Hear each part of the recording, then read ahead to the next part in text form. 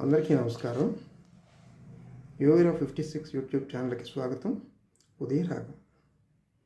మనం ఉదయాన్ని గెలిస్తే రోజుని గెలిచినట్లే. అంటే ఏంటి అంటే ప్రతిరోజు ఉదయం మనం ఎన్నో యుద్ధాలు చేయవలసిన పరిస్థితి వస్తుంది.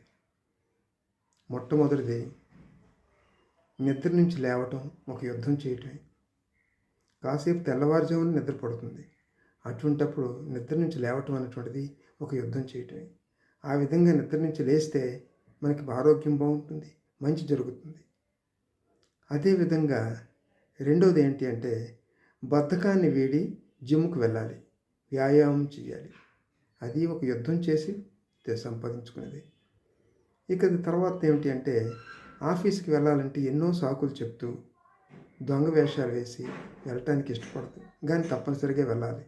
అది ఒక యుద్ధం చేసినట్లే. ఈ విధంగా ప్రతిరోజు మనం ప్రతి పనిని